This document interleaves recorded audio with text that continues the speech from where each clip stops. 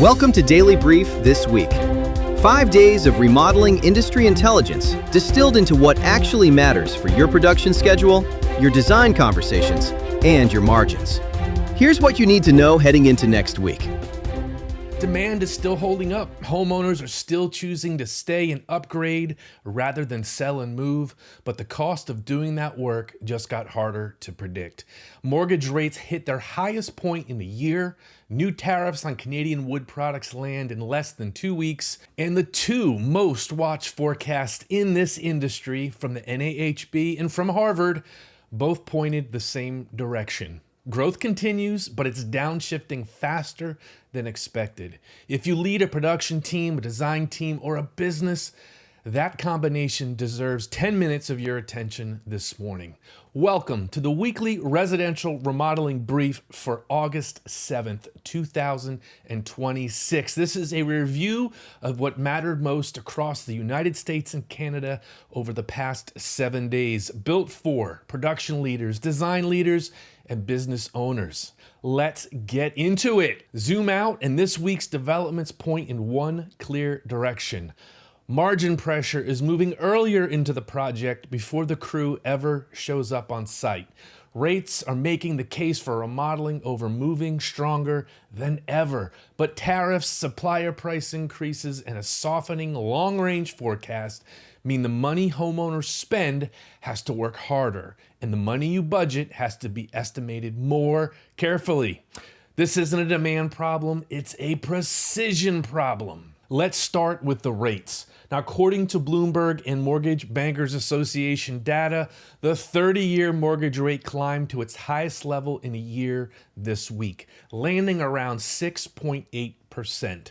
Freddie Mac and other trackers put the market average a little lower, but the direction is the same. Rates went up and both purchase and refinance applicants went down. What's new this week is the level itself, the highest reading in 12 months, arriving while overall housing demand is already soft. Now, for remodelers, higher rates deepen the lock-in effect. Homeowners well below today's rate have even less incentive to sell, so more of that spending stays inside their current home.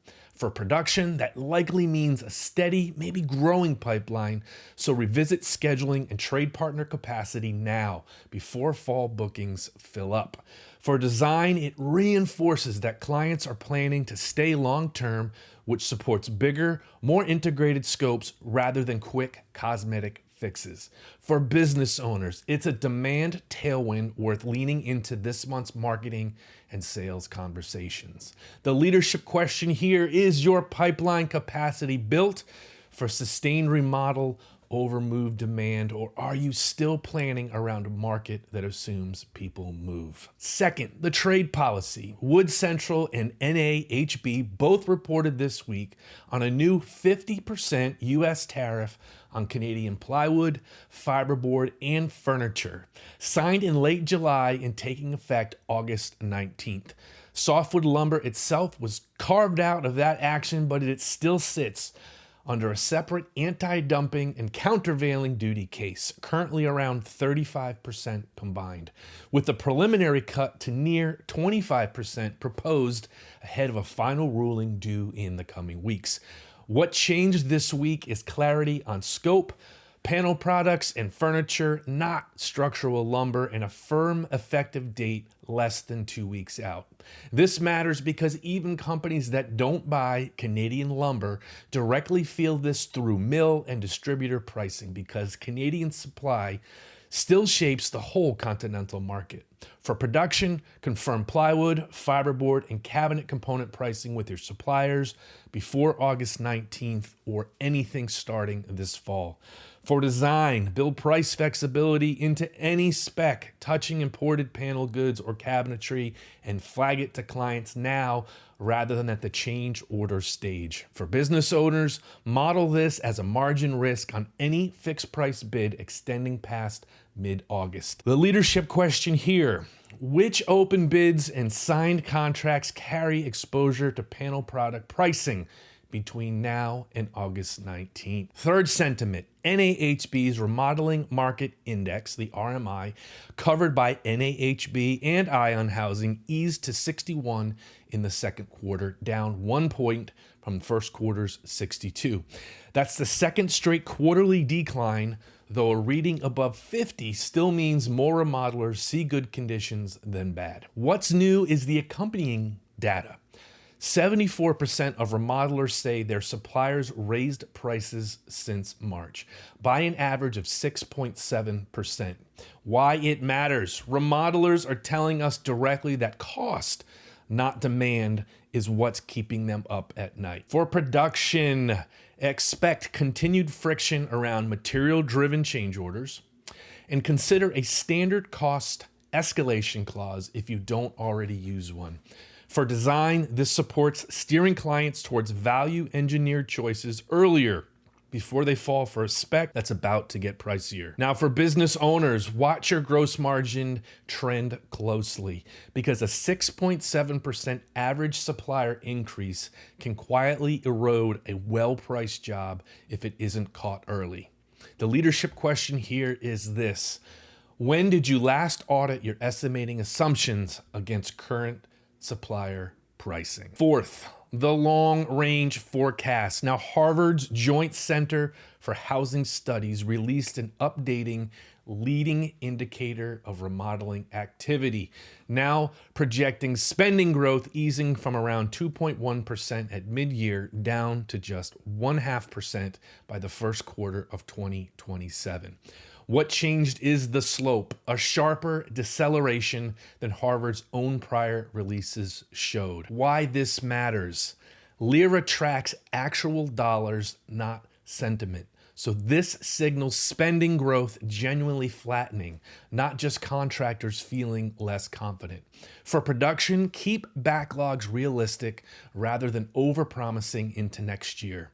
For design, expect more homeowners to phase larger projects instead of committing all at once. And for business owners, bring this number into 2027 budget planning now. It is never too early to think about 2027. There's still runway to adjust. The leadership question here is, does your 2027 revenue plan already assume slower growth, or does it need to? Fifth and finally, kitchens. Now, Houzz and multiple industry cost guides this summer confirmed what many of you are already quoting.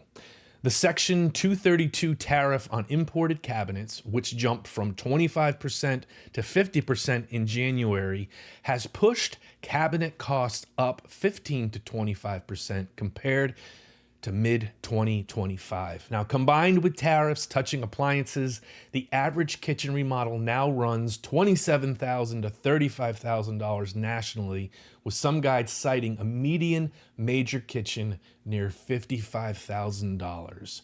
What's new this week is confirmation that the pressure is holding, not easing into the back half of the year. This matters because kitchens remain the biggest line item in most whole home projects. So this touches nearly every budget conversation you have. For production, expect continued cabinet lead time volatility as suppliers adjust sourcing. For design, present domestic or lower tariff exposure cabinet lines earlier in the selection process. And for business owners, remember Houzz found 37% of 2025 projects exceeded their initial budget. So proactive cost communication protects both margin and the client relationship. The leadership question: how clearly are you communicating tariff-driven price risks before the client signs? Here's what ties these 5 stories together. Each one pushes the risk earlier into the project timeline, into estimating, specification, and the sales conversation, rather than letting it surface mid-construction as a surprise. Rate demand is real, but it's demand for predictability as much as for the new kitchen. The companies with the best quarter won't necessarily be the ones with the most leads. They'll be the ones who tightened their estimating, built tariff exposure into their contracts, and had honest budget conversations before day one of work, not after. So 3 takeaways, one for each of you. For production teams, audit open bids and near-term material commitments for panel products and softwood exposure before August 19th, and don't let a fixed price contract absorb a tariff you saw coming. For design teams, build cost flexibility and value engineered alternatives into your specs now and have the tariff conversation during selections, not during a change order. Now, for business owners, use this week's data to revisit gross margin assumptions for 2027 planning. Demand is still on your side. Cost precision decides whether that demand turns into profit. A few things to watch next week. First, whether mortgage rates hold above 6.75% or ease as the Fed's next meeting approaches. Second, the final anti-dumping and countervailing duty determination on Canadian softwood lumber due in the coming weeks. Third, how suppliers respond ahead of the August 19th panel product tariff deadline. And fourth, early signals on Q3 remodeler sentiment as we head toward NAHB's next reading in October. Now, here is the question for your next leadership meeting. If material costs move another 5 to 10% before year end, does your current pricing and contract structure protect your margin, or does it only protect your revenue number? That's worth a real answer, not a guess. Thank you for listening to the Remodeling Daily Brief this week. Listen again next week. That's Daily Brief this week. Catch the daily updates all week long on Substack. And we'll see you back here next Friday.